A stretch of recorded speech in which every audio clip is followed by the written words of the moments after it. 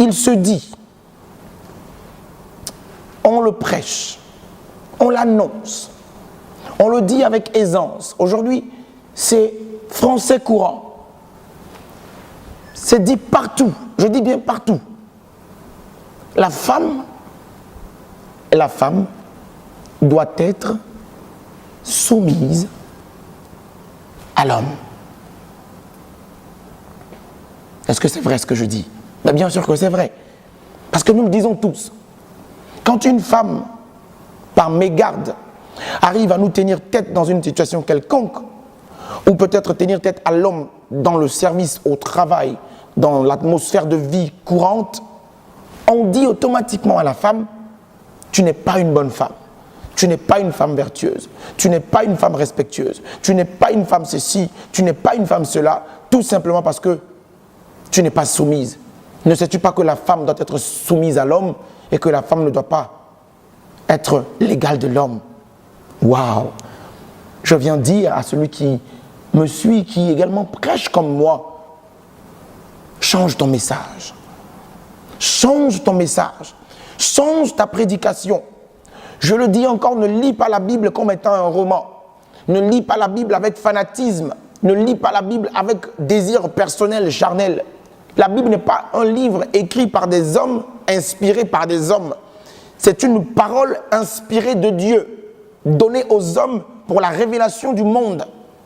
Écoutez-moi bien. Je vous en supplie. Si nous voulons lire la Bible, la parole de Dieu nous a jamais dit que la femme devait être soumise à l'homme. Jamais. Oh oui, pendant que je le dis, certains disent, mais qu'est-ce que l'ambassadeur de Christ est en train de dire? Oui, je vous dis des vérités, je vous dis ce qui est réel. Nous allons ensemble, pour vous qui doutez encore, pour mieux comprendre, je vais éclairer votre lanterne. Nous allons ensemble ouvrir nos Bibles. Ouvrons dans Éphésiens, le chapitre 5. Nous allons lire Éphésiens, le chapitre 5. Si vous y êtes, vous allez me dire déjà. Nous partons déjà pour le verset 22. Vous allez comprendre avec moi. Éphésiens 5, 22. Alors, je le lis, alors que toi également à la maison tu le lis, pour ne pas dire que c'est moi seul qui l'ai lu.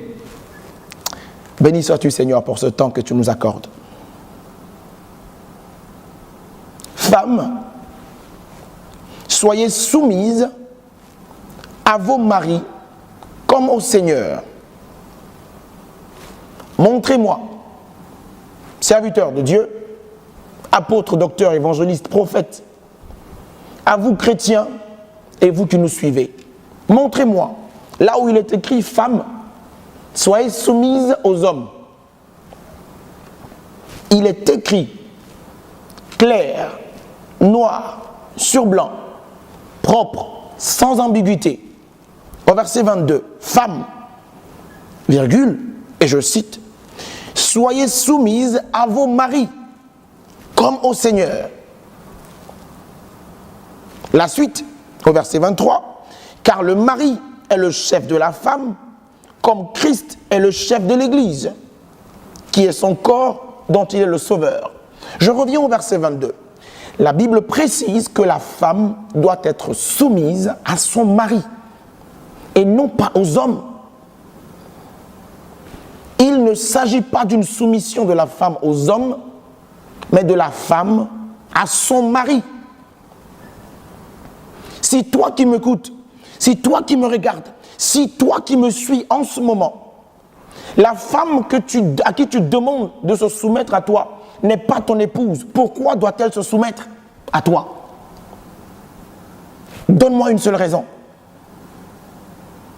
Ta collègue de travail, ton ami de quartier, ta condisciple, et j'en passe, et même dans l'église, la diaconesse, et même dans l'église, l'ancienne, et même dans l'église, la sœur en Christ, qui marche avec toi, qui cause avec vous,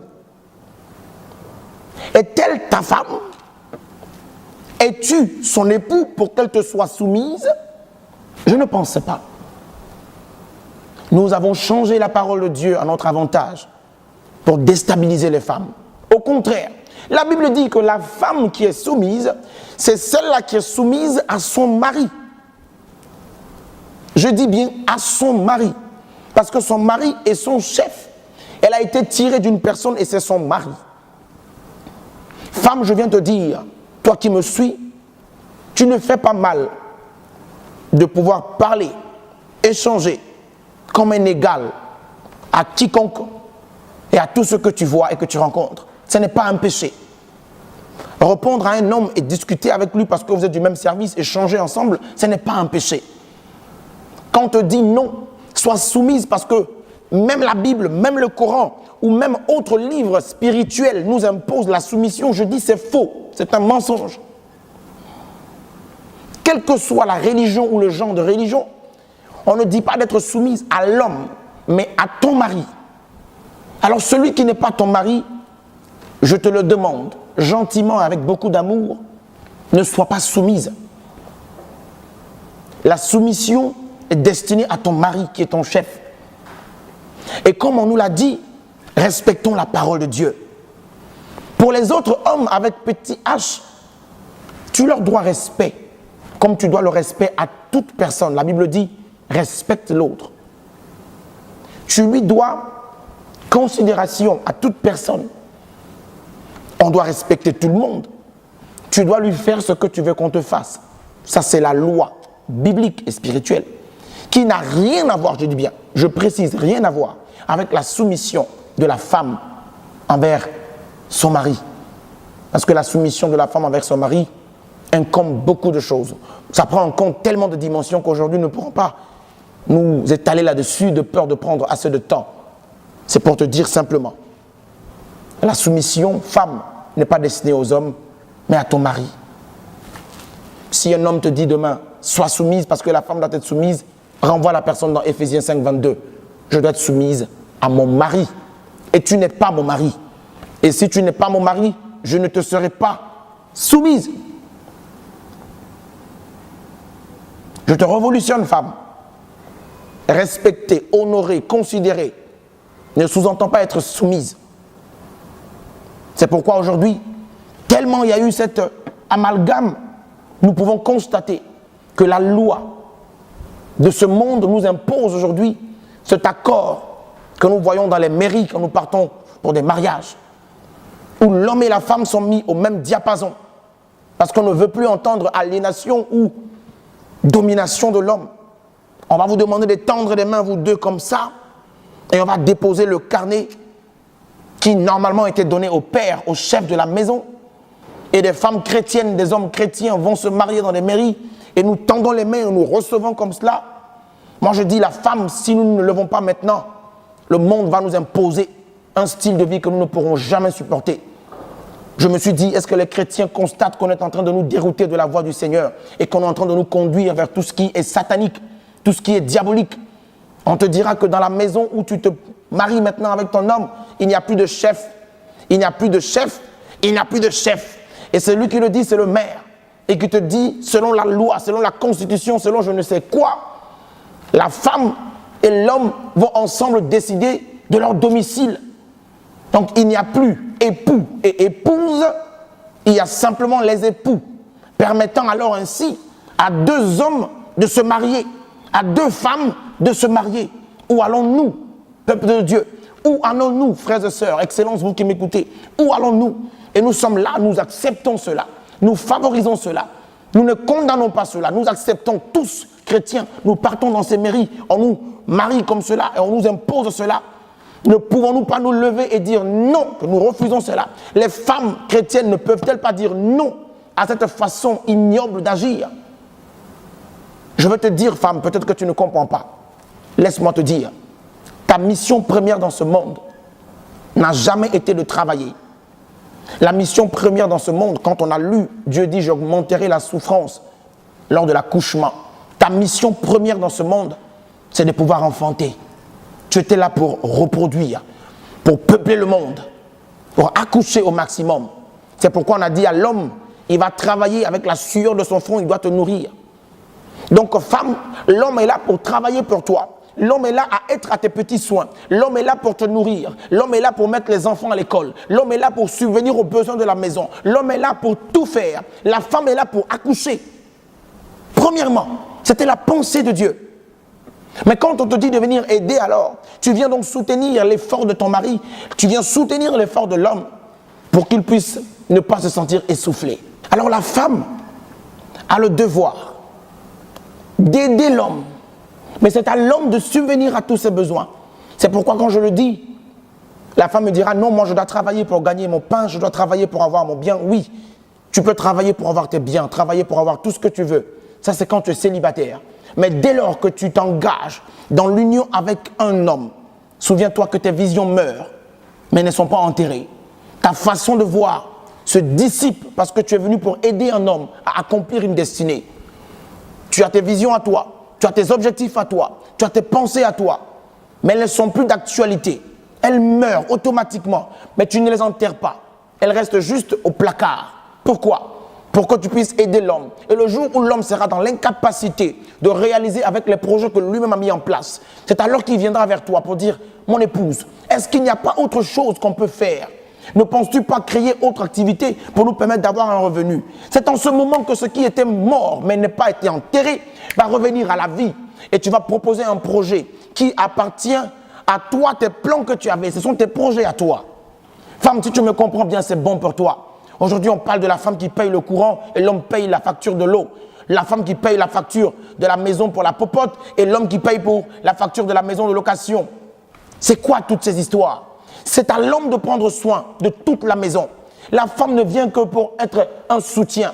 C'est pourquoi l'homme, quand il n'a pas un bon revenu, mais il se débat, il fait tout pour la maison, et que la femme a une activité qui produit plus. Quand elle reçoit en fin de mois, elle vient donner à son homme. Elle dit tiens, pour gérer la maison. Mais en retour, qu'est-ce que l'homme correct doit faire? Je ne parle pas des hommes qui ne sont pas corrects. Je ne parle pas des hommes qui sont irresponsables. Je parle des hommes responsables, des hommes chrétiens qui craignent le Seigneur et qui connaissent la vérité.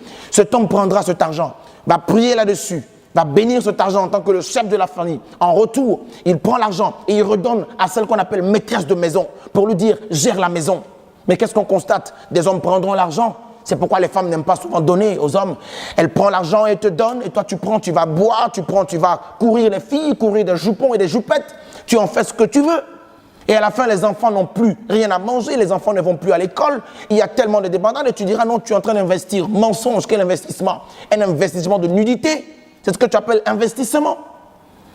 Moi, je parle de l'homme qui a un caractère du Christ, l'homme qui craint le Seigneur, l'homme qui aime le Seigneur et l'homme qui sait que quand la femme apporte ce qu'elle a gagné comme revenu dans son activité et que l'homme reçoit, qui est le chef, il a le droit de dire une parole de bénédiction sur cela et en retour, remettre cela entre les mains de la maîtresse de maison pour dire tu gères ça pour la cuisine, tu gères ça pour le courant, tu gères ça pour l'eau, tu gères ça pour la maison et le reste, si tu peux le mettre en compte bancaire, c'est pas mauvais.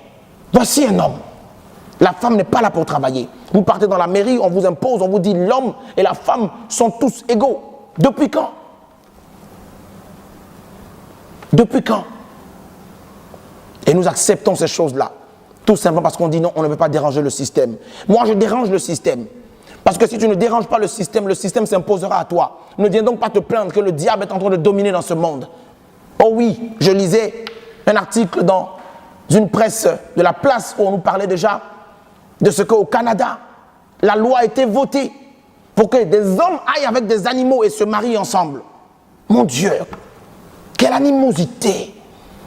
Et qu'est-ce que nous faisons, nous, chrétiens, pour cela? Qu'est-ce que nous faisons, nous, chrétiens? On nous retourne vers Sodome et Gomorrhe. Nous partons vers la désolation et c'est grave. Alors, femme, je viens t'interpeller pour te dire que la soumission ne concerne pas les hommes. La soumission concerne le mari qui domine sur toi, selon la Bible, et qui est ton chef, qui est ton papa, qui est ton tout à la fois. Ne te laisse pas dominer par autre homme que celui qui est ton mari. Refuse cela. Donc ne permets pas également qu'on aille à la mairie, qu'on t'impose, toi, pour que ton domicile devienne le domicile du foyer. Non. C'est à l'homme de faire cela. Ce n'est pas à la femme de faire cela. Femmes chrétiennes, levons-nous. Battons-nous pour changer des choses. Parce que si ça continue comme ça, on vous dira un jour que ce sera à vous, votre responsabilité, de pouvoir enceinter l'homme. Et que l'homme doit porter la grossesse. Je sais qu'on arrivera à ce genre de choses, où l'insémination se fera maintenant sur l'homme, et non plus sur la femme. Ce sera des abominations. Nous devons arrêter cela. Et c'est le temps de dire non. La femme n'est pas soumise à l'homme, la femme est soumise à son mari.